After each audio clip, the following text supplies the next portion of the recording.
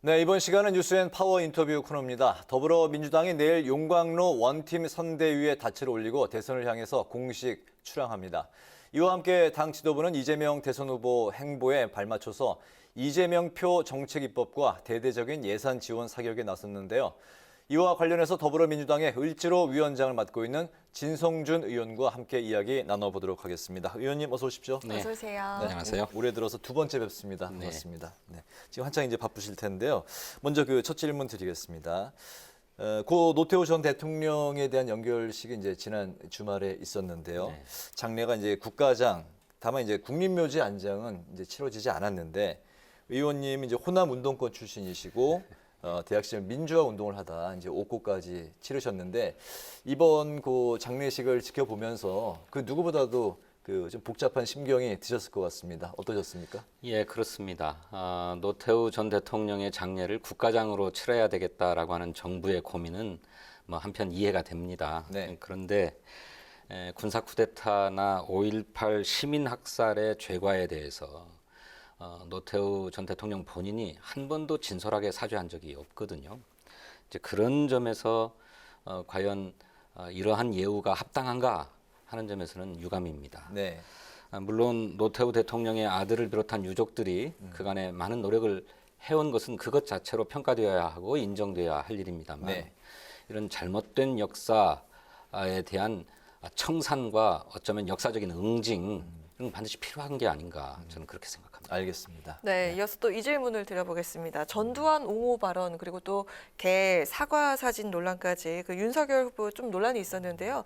경선 이후에 광주를 방문한다고 합니다. 원래 당초 내일 광주를 찾아서 좀 사과를 할 계획이었는데 참모가들이 만류를 하면서 무산된 것으로 알려졌는데 이에 대해서 어떻게 보십니까? 그 참모들이 왜 말렸는지 모르겠는데 네. 결국에 진정성의 문제 아니겠습니까? 윤석열 후보의 사죄가 진정성이 담긴 것이었다면 광주 방문을 계획했다가 취소하는 일은 없을 것입니다. 오죽하면 계란 맞으러 광주에 가는 거다. 선거 전략을 위해서 가는 거다라고 하는 지적까지 제기되지 않았습니까? 그러다 보니 뭐 참모들이 안 가시는 게 좋겠다. 경선 끝난 다음에나 갑시다. 이렇게 얘기를 한 것 같은데 이 5.18 문제가 어디 광주와 호남만의 문제이겠습니까? 전 국민의 문제이고 우리 역사에 관한 문제 아니겠습니까? 민주주의의 정치 철학을 보여주는 것이고 즉 5.18에 대한 태도 자체가 그의 민주주의에 대한 정치 철학을 보여주는 것이고 대한민국 역사의 정통성에 대한 태도를 보여주는 것이기 때문에 정말로 진솔하게 사죄하고 그에 합당한 정치적 책임도 져야 된다고 생각합니다. 네. 그래야 비로소 국민의 용인을 받을 수 있는 것이다. 이렇게 생각합니다. 알겠습니다. 이번엔 그 대선 모드와 관련한 민주당의 상황을 짚어보겠습니다. 민주당의 용광로 선대위, 소위 용광로 선대위가 이제 내일 출범을 하는데 네. 오늘 기사를 보니까 의원님께서 선대본부 상황실장을 이제 맡으셨던데요. 네. 어떤 역할입니까? 선거라고 하는 것이 시시각각으로 상황이 변화하지 않습니까? 그 네. 상황에 맞는 적절한 대응 방안을 강구하는 것이 상황실의 임무라고 생각합니다. 그래서 이를테면 뭐 특정한 분야가 있는 게 아니라 선거 전국에 관련된 모든 상황에 대해서 1차 대응하는 것이 상황실의 임무라고 생각하고 있습니다. 네, 네. 오늘 네. 그 용광로 선대위의 1차 인선 결과 그 발표된 그 면면을 보니까 오히려 낙선 캠프 인사들이 더 전면에 좀 배치된 듯한 네네. 예, 탕평책을 쓴 듯한 그런 그 느낌을 많이 받았습니다. 원팀의 퍼즐이 잘 맞춰졌다고 평가하십니까? 1차 인선안이죠. 이제 후속적으로도 계속 발표가 될 것이고 또 외부에 계신 분들도 선대위에 결합하시는 분들이 계실 텐데 1차 안으로는 상당히 잘 짜여졌다고 생각합니다. 이낙연 후보를 비롯해서 경선에 함께했던 모든 후보들이 선대위의 주요 직책을 맡았고 또 그것이 그냥 상징적인 직책에 그치는 게 아니라 구체적인 위원회들도 다 맡으시면서 네. 역할들을 부여받게 되었고 또 설명하셨던 것처럼 경선 캠프에 몸담았던 분들이 자기 역량이나 또는 장점에 맞게 역할들을 또 다 맡게 되었어요. 네. 그야말로 정권 재창출이 민주당의 역사적 소임이다라고 하는 의식을 모두가 다 공유하고 있기 때문에 흔쾌하게 참여하게 된 게 아닌가 생각합니다. 네. 네, 이재명 후보가 또 부동산 불로소득 공화국을 타파하겠다면서 의원께서 대표 발의한 도시개발법 개정안을 소개를 했는데 이거 골자가 궁금합니다. 소개를 좀 해주시죠. 핵심 골자는 민관이 합동으로 개발 사업을 할 때 그 민간 개발업자가 지분에 참여할 수 있는 것을 50% 미만으로 한정하고 또 거기서 개발 이익을 가져갈 때에도 총 사업비의 10% 이내로 가져가도록 그러니까 개발 이윤율을 10%로 제한하는 그런 법입니다. 이와 관련해서 일부 언론에서 그렇게 이윤율을 제한해 놓으면 누가 개발 투자를 하겠는가 네. 이런 뭐 지적들이 제기되는데 그건 좀 잘 모르셔서 하시는 말씀이에요. 우리 현행 택지개발 촉진법 그래서 주택 단지를 개발하는 법에는 민간 사업자의 이윤율을 6%로 제한하고 있습니다. 네. 그리고 산업입지법은 산업 단지를 개발해서 분양하는 건데 이 경우에도 민간 사업자의 이윤율을 15%로 제한하고 있어요. 이제 국민이 살기 위한 또 국민에게 이로운 도시 개발을 하는 데 있어서 민간 개발업자들이 과도한 초과 수익을 가져가서는 안 되겠다. 10% 정도 하는 것이 적당하다고 보여지는데 제가 경제 통계들을 조사를 해보니까 5년마다 발표되는 통계청의 경제 총조사 네. 그 결과를 보니 이게 5년마다 발표되니까 2020년도 결과는 아직 안 나왔어요. 올 연말에나 나온다고 하는데 네. 2015년에 부동산업의 이윤율이 11%더라고요. 네. 또 건설업은 4.3%에 불과했어요. 그러니까 도시 개발 사업을 하면서 민간 개발업자가 한 10% 정도의 이윤을 누리겠다라고 하는 것은 적정한 게 아닌가 저는 그렇게 생각합니다. 네, 한 10% 선으로 이제 잡았군요. 네. 네. 이번 그 의원님께서는 이번 그 국감에서 소위 그 대장동 국감 이재명 후보의 대장동 국감에서 조목조목 이제 관련 의혹을 이제 반박하시면서 이제 활약을 하셨는데 베테랑 이제 전략통이신데 이재명 후보가 이제 앞으로 지지율이 더 올라가기 위해서 어떤 전략을 갖고 있습니까? 지지율을 올리는 게 인위적으로 잘 안 됩니다. 국민이 평가해 주셔야 되는 건데 네.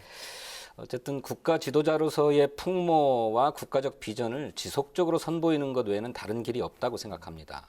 우선 이재명 후보가 민주당의 대통령 후보로 선출되었음에도 불구하고 곧바로 당의 권고가 있었지만은 경기지사직을 사퇴하지 않고 국정감사를 수감했어요. 수감하겠다고 하는 태도도 좋았고 또 국정감사 과정에서도 자신의 진실이 무엇인지를 국민에게 직접 호소했던 것도 참 좋았던 것 같습니다.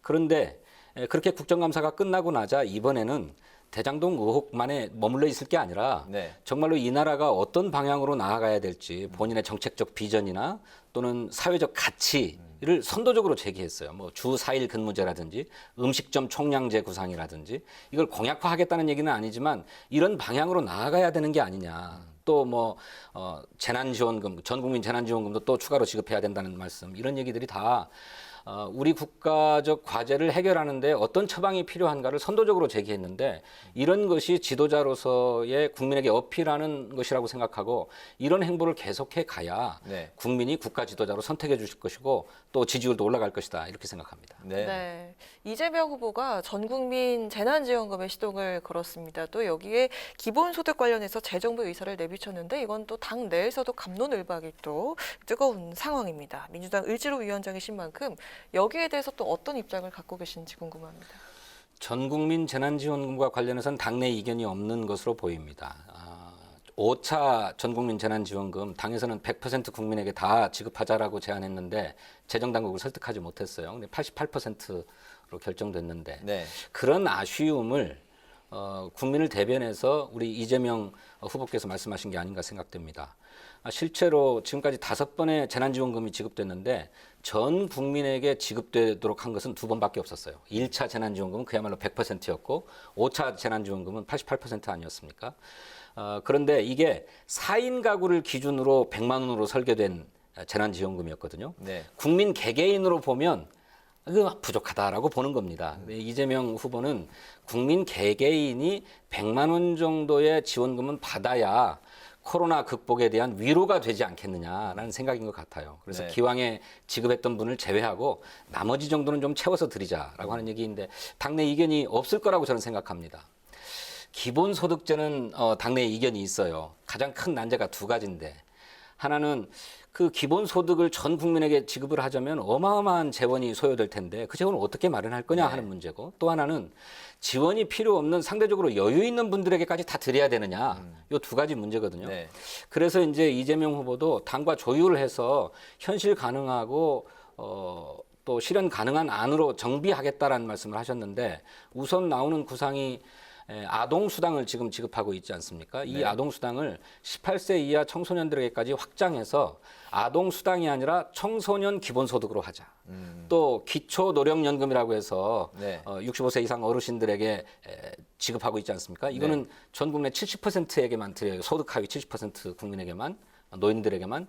그런데 이것도 명실상부하게 기초노령연금으로 만들어서 기초노령 기본소득으로 만들자라고 하는 구상이거든요. 네. 또 농어민들을 지원하기 위해서 직불제가 시행되고 있는데 이것도 기왕에 현금으로 지원하는 것인 만큼 농어민 기본소득으로 전환시킬 수 있지 않겠느냐는 구상인데 이를테면 우선 필요한 부문과 계층 또 이미 지원이 이루어지고 있는 부문과 계층을 대상으로 발전시키고 이걸 좀 확대해 나가자라고 하는 구상인 만큼 매우 현실적이라고 생각하고 당의 공약으로 채택될 수 있을 것이다. 조금 더 다듬어지면 저는 그렇게 생각합니다. 그렇군요. 네, 네. 그에 발맞춰서 당 지도부도 이재명표 정책을 뒷받침하기 위해서 입법 드라이브를 걸었습니다. 하지만 야당 측에서는 이거 다수의 횡포다, 뭐 입법권 남용하는 거 아니냐 이렇게 목소리를 내고 있는데 뭐 여야 충돌을 예고하는 듯합니다. 이거 어떻습니까? 그 무슨 말씀인지 모르겠어요. 오히려 국민을 위한 것이니 더 나은 정책, 입법 계획을 내놓고 서로 경쟁해야 저는 바른 거라고 생각하고 그게 국민에게 좋은 일이라고 생각합니다. 입법권의 남용이라니요. 국회는 법을 만드는 것이고 국회법이 정한 절차대로 입법을 해나가는 것 아니겠습니까? 그런데 그게 무슨 남용이겠습니까? 과도한 정치적 트집이라고 생각합니다. 네. 이재명 후보가 이제 여권 대통합, 당내 대사명 카드를 이제 꺼내 들면서 범여권 결집인 신호탄을 썼다는 평가를 받고 있는데 네. 진보 대통합에 이제 나선다는 이야기인데 이에 따른 이제 부작용도 뭐 크다는 또 한간의 그 의견도 있습니다. 어떻게 보십니까? 선거는 어떻게 해서든지 지지층을 많이 모아야만 승리할 수 있는 것 아닙니까? 네. 그래서 전통적인 지지층뿐만 아니라 뭐 중간층, 무당층의 유권자들도 지지자로 포섭하기 위해서 많은 노력들을 기울이는데 그동안에 우리 여권에 있었고 여당에 몸담았었지만 이러저러한 정치적 사정이나 상황으로 이탈한 분들에 대해서 통합하고 포용하겠다라고 하는 거는 가장 선차적으로 풀어야 될 문제라고 생각합니다. 네. 근데 다만 제기되는 우려는 정치적으로 경쟁하는 분들이 정당을 달리했다가 다시 다 민주당으로 들어오면 다가오는 선거 과정에서 또 경쟁이 발생하지 않을 거냐라고 하는 것 때문에 우려하시는데 네. 대선과 그 다른 선거를 그냥 섞어가지고 문제를 제기하면 안 되고 분리해서 바라봐야 된다. 저는 그렇게 생각합니다. 네. 네. 네, 오는 금요일에 또 이재명 후보 맞수가 결정이 됐는데 사실상 2파전이죠. 뭐 윤홍 이렇게 이강구도인데요. 민주당 측에서는 어느 후보와 솔직하게 맞붙길 원하는지 들어보고 싶습니다. 우리 민주당이 원하는 후보가 네. 그대로 뽑힌답니까? 잘 그건 모르겠어요. 또 민주당 안에 의원분들 사이에서도 좀 이렇게 다르기도 하죠. 아 그렇죠. 예. 평가들이 다 다르니까요. 네네. 근데 국민의힘 경선 과정들을 보고 텔레비전 토론을 지켜보면 좀 굉장히 실망스러웠습니다.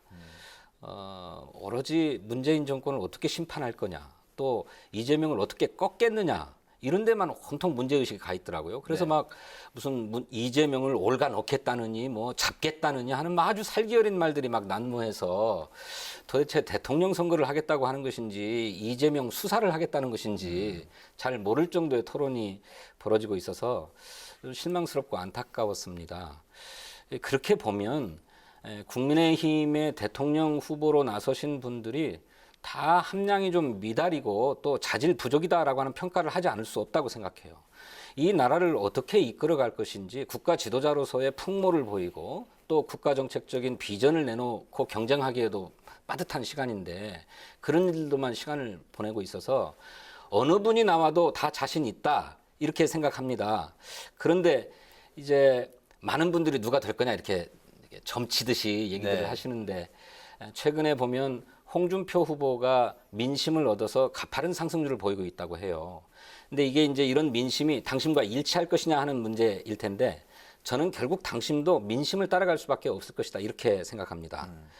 그 예가 지난 서울시장 보궐선거 때 오세훈 후보가 아주 지지율이 낮았거든요. 네. 그 반면에 나경원 후보는 압도적인 인지도와 지지율을 보였는데 결국 뒤집어졌어요. 네. 그리고 또 안철수 후보와의 후보 단일화 경선에서도 오세훈 후보가 승리하지 않았습니까? 그러니까 국민의힘 정당의 당원들도 누가 본선에 경쟁력이 있느냐라고 하는 것을 놓고 평가하고 전략적인 투표들을 하더라는 것이죠. 그렇게 보면 민심과 당심이 일치하는 그런 결과가 나오지 않겠는가. 저 개인은 그렇게 전망하고 있습니다. 홍준표 후보를 말씀하시는 건가요? 그렇게 되지 않을까 싶습니다. 그 희망사항하고는 별개인 거죠? 희망과는 별개입니다. 알겠습니다. 네. 네. 오늘 그 뉴스앤파워 인터뷰 이제 마칠 시간이 됐네요. 네.